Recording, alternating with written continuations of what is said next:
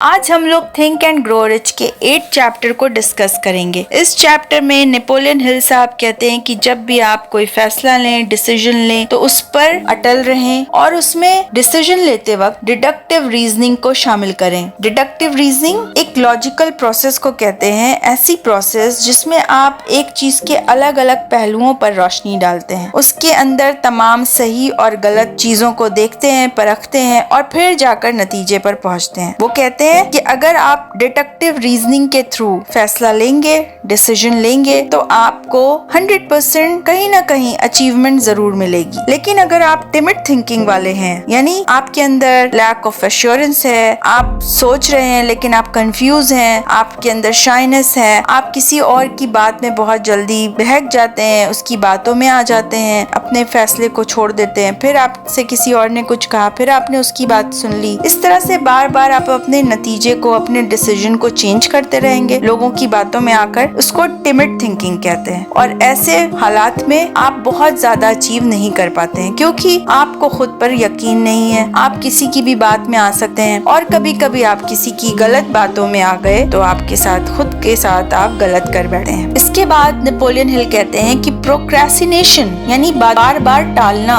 कोई भी काम आज करना है उसको कल पर टाल देना, कल से करते करते एक हफ्ते तक टाल देना, ये जो चीज होता है ना, ये चीज आपको बहुत ज्यादा नुकसान पहुंचाता है। आपको डिसीजन सही वक्त पे लेना चाहिए और उस सही वक्त में अगर आपने सही डिसीजन ले लिया तो आपको ऊंचाई, कामयाबी, तरक्की और बुलंदी तक पहुंचने तक कोई भी रोक नहीं सकेगा। यानी डिसीजन लेना सबसे बड़ी चीज है कि डिसीजन लेना होगा आपको खुद को और सही वक्त पर लेना होगा। और आपके अंदर वो करेज होनी चाहिए कि अगर इस पे मुझे शिकस्त मिलती है, अगर मुझे हार मिलती है तो कोई बात नहीं, ये पूरा ब्लेम मैं खुद पर डालूंगा। आपके अंदर इतनी करेज भी होनी चाहिए। इस चैप्टर में वो इसी बात पर रोशनी डाल रहे हैं कि decision making is a very important thing. आपके अंदर इतनी हिम्मत होनी चाहिए कि आप अपने लिए, अपने मुस्तकबिल के लिए डिसीजन ले सकें और सही वक्त पर ले सकें। और अपने आप को अगर आप कामयाबी तक पहुंचाना चाहते हैं तो प्रोक्रेस्टिनेशन से दूर रहें, यानी काम को टालते रहने वाली आदत। ये एक बहुत बड़ा दुश्मन है। हर वो इंसान जो कामयाब हुआ है उसने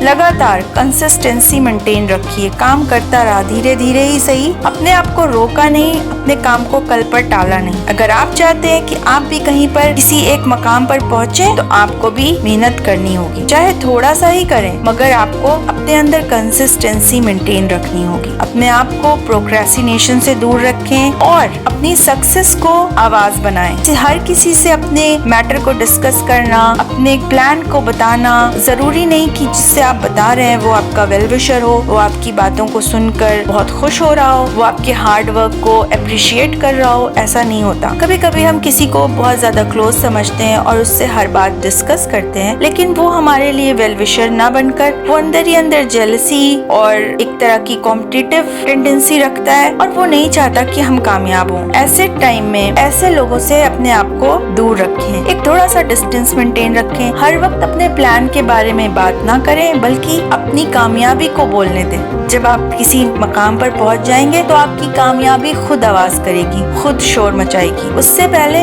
आप खामोश रहें। खामोश होकर अगर कोई आपको सलाह दे रहा है, मशवरा दे रहा है, तो उसका सलाह और मशवरा सुने खामोशी के साथ। अपने कानों को, अपनी आँखों को खुला रखें, लेकिन अपनी जबान को कम मेहनत दें, कम मौका दें। जबान से चुप रहें, आंखों को और कानों को मौका दें कि वो चीजों को ऑब्जर्व करे, चीजों को सुने, समझे। और डिसीजन मेकिंग में सही वक्त पर सही फैसला लेना बहुत इंपॉर्टेंट है। प्रोक्रेस्टिनेशन से दूर रहें। डिडक्टिव रीजनिंग का बहुत ज्यादा इस्तेमाल करें। डिडक्टिव रीजनिंग यानी कि ऐसी लॉजिकल प्रोसेस जिससे आप सही और गलत की तमीज कर सकें। हर चीज के दो पहलू होते हैं, सही और गलत। आप दोनों को समझें, दोनों को ऑब्जर्व करें और फिर कोई फैसला लें। इस चैप्टर में, यानी कि 8th chapter of think and grow rich में, नेपोलियन हिल साहब डिसीजन के ऊपर ही बात कर रहे हैं और यही बातों को समझाने की कोशिश कर रहे हैं। इंशाल्लाह ताला 9th चैप्टर में हम आपसे मिलेंगे अगले हफ्ते और उसके बारे में बात करेंगे। अगले हफ्ते 9th चैप्टर के बारे में बात होगी।